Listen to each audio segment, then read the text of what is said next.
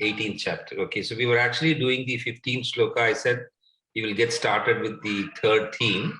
So I was reading one of the summary books I have, and the comment. Now this is Swami Krishnananda, who belongs to Divine Life Society. Divine Life Society is the society founded by Swami Shivananda, and their headquarters is in Rishikesh.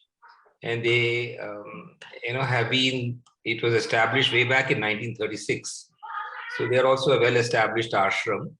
And Swami Krishnananda belongs to the second generation of teachers. Now the fourth generation is running the ashrams, because 1936 is quite some time ago. So in his book, which is what I'm going to show you here, called The Philosophy of the Bhagavad Gita, these are basically a series of lectures that he has been giving, or he had given, to the novices or the fresh initiates who've joined the ashram and are looking forward to becoming monks. And this is collected from the lectures he's given them. So he makes an interesting observation about chapter 18. So he says that, so he does not call it, he used a very interesting term. He says the 18th chapter is a sequel to the first 17 chapters. So that is a very interesting statement, sequel. And he says that,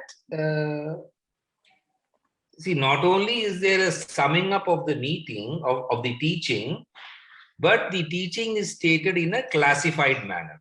So it's a sequel with a summary of the teaching in a classified manner. So once we understand this, we understand the 18th chapter very well. That it is not directly a summary, it is a sequel. Summary and sequel are slightly different. Sequel is a logical extension of the story, as we understand. We've seen so many sequels in movie series as well as in books. So it's a sequel and the summary. So the sequel has a summary, because sequel, if it is only summary, you cannot call it sequel. So the whole chapter is called sequel, and in the sequel is a summary, and the summary is given in a classified way. So I think this helps us understand very clearly. Now, coming to what we, of course, we will not be going through every shloka. Then it would be like doing a detailed shloka by shloka analysis. But this whole concept of classified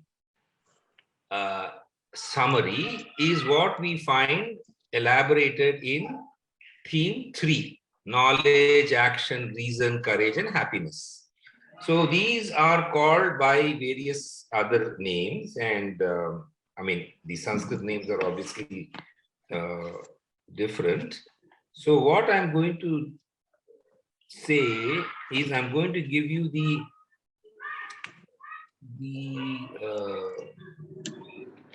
hold on.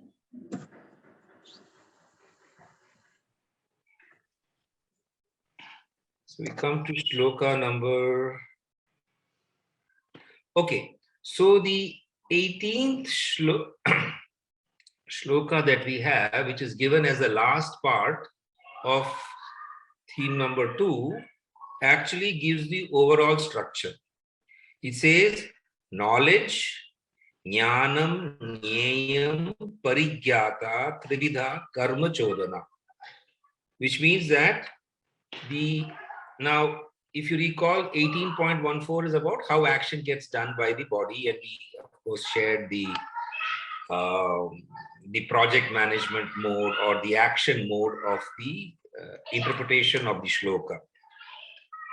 Now, there's a further development of that idea in the 18th shloka, which becomes the handshake shloka for the theme number 3, 19 to 40. So 19 to 40 is actually the classified summary that we spoke about earlier.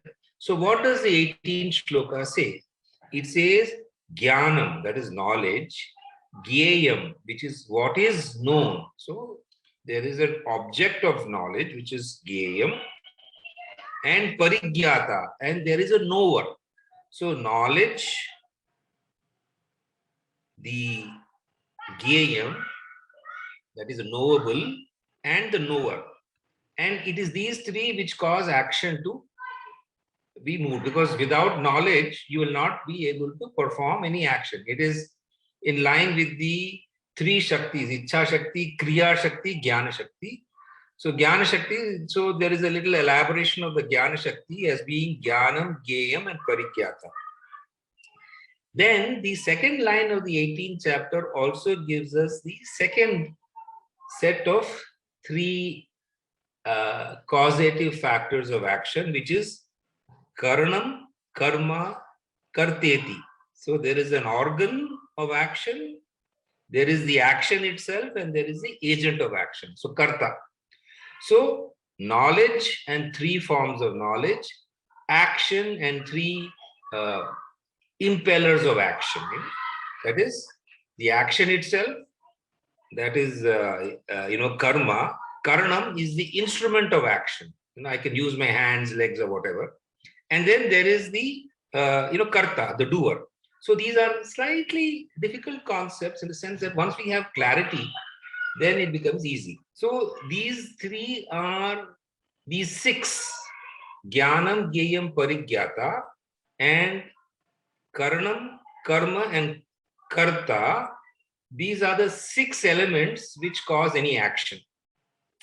So in 19 up to 40, they will be looking at knowledge, action, actor, and so on and so forth. They'll not be looking at all the six, but they'll be looking at knowledge, action, and actor along with other things. So in the summary that we have in the 18th shloka, three elements are picked up and further elements are added for understanding the sattvic, rajasic, and tamasic aspect. So that's what we need to do. So the handshake of the 18th shloka is giving three elements for further analysis, and 19 to 40 will take the analysis of those three elements from 18th shloka as well as other elements. So let us understand what we have. So I'm going to give you a quick summary of 20 to 22. Now this is about what? This is sattvic knowledge, rajasic knowledge, and tamasic knowledge. So what does 20 to 22 say? So 20 says sattvic knowledge is where you see the one reality behind the multiplicity. Sab jo hai Brahman hai sabke piche. If you're able to see that knowledge, then that knowledge which enables you to see the one reality behind multiplicity is called sattvic knowledge. Then 21 says rajasic knowledge is the knowledge which sees only division. So if you keep on dividing, so all material world vidyas are all rajasic from the definition, because it is all about constituting matter into your periodic table or constituting matter into low momentum, high momentum in terms of physics, or positive numbers, complex numbers, negative numbers. So wherever there is knowledge which creates division, that is called rajasic. So you must understand that we are not looking at moral values. When see, one way of looking at sattvic, rajasic, tamasic so far, when we have looked at it, is in terms of tamasic being on the negative side totally, rajasic being on the action side totally, and sattvic being good. But here we find that it is the conceptual classification and not necessarily a moral classification. Okay. Then the 22nd shloka. So these three shlokas deal with knowledge, the first element. So it says that when you cling to one single effect as though it is a whole, that is, you take one element and think that is the whole thing. People say you're quoting me out of context.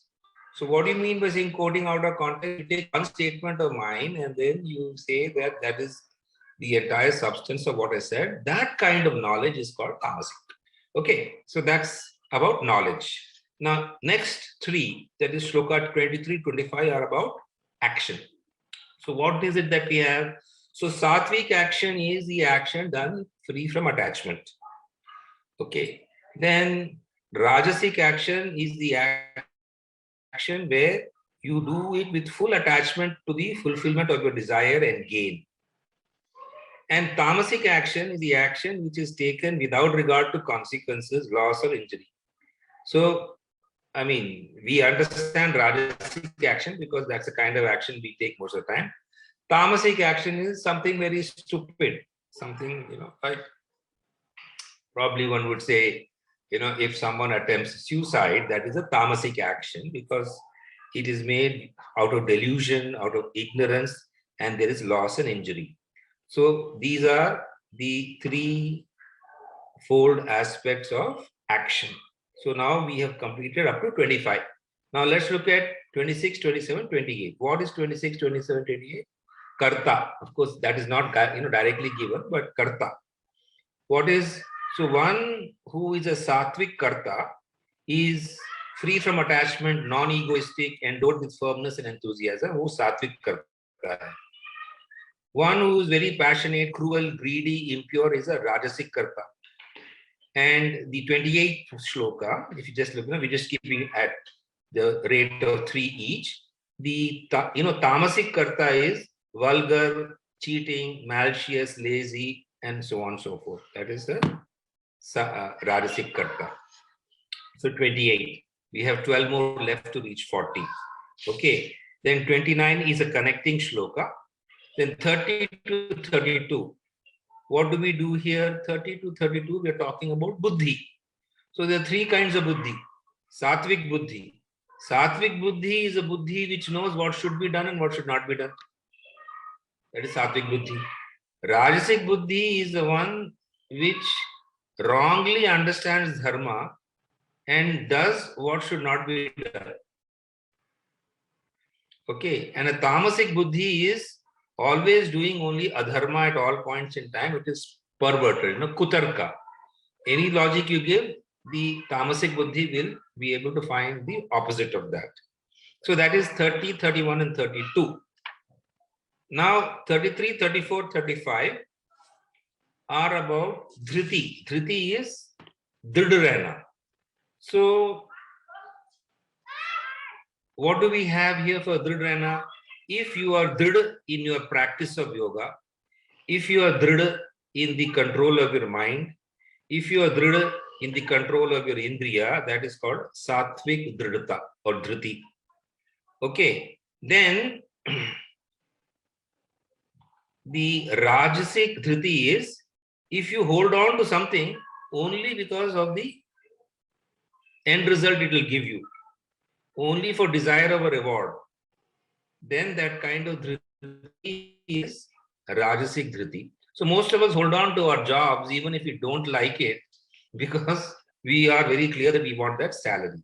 So that is rajasic dhriti. Let's be very clear. Okay. Then tamasic dhriti is when you do not abandon some of the things that are not recommended for you. So let's say that the doctors advised you not to do something and you deliberately do it again and again. So that kind of firmness where you do something which has been restricted for you, that is called tamasic dhriti. Okay. Then the 36th shloka is a connecting shloka. Then we have 37, 38, 39.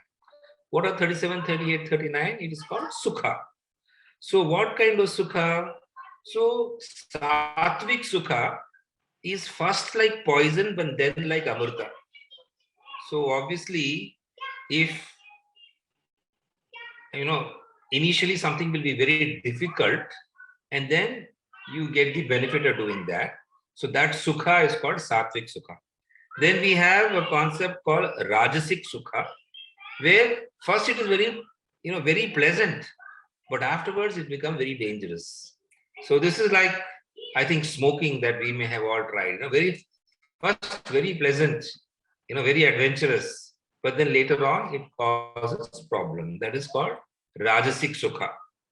And finally, you have tamasic sukha, where you enjoy being lazy, enjoy doing nothing, enjoy procrastinating. So that is the tamasic sukha. We've also done a lot of tamasic sukha in the morning, when we can't get up, when we don't get up, or whatever.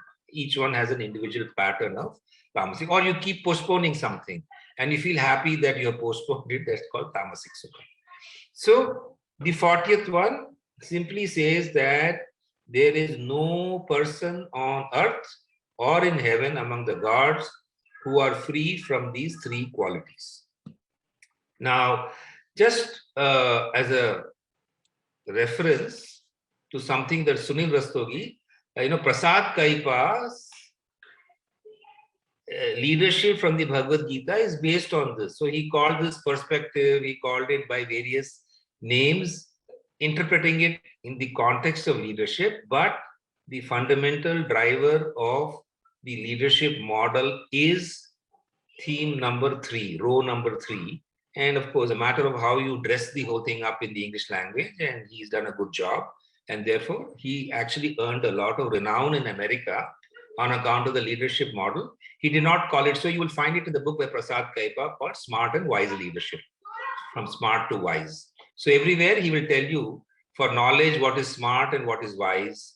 And it's a good book to read, provided you're able to understand also the background from the Bhagavad Gita, which is actually the 19th to the 40th shloka that we have. How much time do we have left? We have plenty of time. Okay, right. So, therefore, when we look at theme 3, this fits in with the description given earlier that the Bhagavad Gita's 18th chapter is a sequel with a classified summary. Now, you may ask me, if it is a classified summary, were these spoken about? Yeah, knowledge was spoken about, action was spoken about, all these concepts were spoken about, but they were not married to the Rajasic, Tamasic, and Sattvic philosophies. So, by actually introducing the vertical and the horizontal, you are actually creating a new way of looking at very practical life. So this is as practical as you can get. And therefore, 19 to 40 is the heart of the 18th chapter, in the sense that it gives you, and to really apply it, my humble submission is that you must buy this book, Smart to Wise by Prasad Kaipa. I mean, there you will understand how these can be applied in real life, and how do we take the message of leadership in the Gita to the next level of execution. Okay. So then we come to theme 4, which is the traditional sort of division of labor that we have. But I think the key point that is being made here is not so much as to what is the list of the duties, but the key point is in the 47th shloka of the 18th chapter. So the 47th shloka of the 18th chapter very clearly says, राज के ये line number 3 को discuss कर लें क्या अभी पहले, क्योंकि वो मिस आउट हो जाएगा फिर, बिकॉज ये फोरकास्ट वाला सेपरेट है एकदम. Yeah, I think we should. So let me just stop the share for a moment, because these are a number of ideas that were kind of thrown into the. वो share किए रहो ताकि दिखता रहे वो. Okay, I'll do that. So let me share. I'll do that. हम लोग को दिखता रहेगा. Yeah, that's fine. So, so theme 3. So any questions that we have on theme 3? Yeah, ये जो 3 में नॉलेज एक्शन के बाद रीजन लिखा गया है, बट यहाँ तो बेसिकली जो डूअर है उसके बारे में 3 टाइप्स समझाया गया है ना. रीजन क्यों लिखा है नहीं समझ में आया. Correct. So see, this is picked up from Swami Vidya Prakashananda. Okay. Now he wrote it in Telugu, and then it has been translated into English, and the English translation is way back in 1960, 1970 or so. So I have just ditto copied, not wanting, so that we have, you see, if I also make my own changes, then we don't have scope for discussion. So probably my sort of thought into this is that reason is buddhi, knowledge, reason means buddhi here, and action is knowledge is jnana, courage is dhriti, and sukha is happiness. So 1, 2, 3, 4, 5 only they have said, but we have looked at, I'll tell you what all we have looked at. I'll just come to, so I'll just look at the Sanskrit part of it and tell you. So the first one is intellect. Intellect to aapka reasoning ho gaya. Okay, that is in 30 to 31. Then we have action. Action to action ho gaya. That is 23 to 25. So then we have knowledge, 20, 21 and 22. So knowledge is threefold as seen in 20, 21, 22. Action is threefold as seen in 23, 24, 25. Reason is buddhi, so they are not put karta here. जो करता है उसको नहीं डाला है. So that is what has been missed out in Vidya Prakashananda's. Reason is buddhi, dhriti is courage, and sukha is happiness. So it follows the thing. I don't know why. I'll just check the original. I wonder why it has been missed out. Just give me a minute. But basically, there are 6 things. 3 types of gyan, 3 types of karma, 3 types of buddhi, 3 types of karta, 3 types of dhriti, and 3 types of sukha. Yeah, absolutely. And these are the way in which human beings operate. So human beings operate on the basis of these qualities, and therefore you have a more practical application.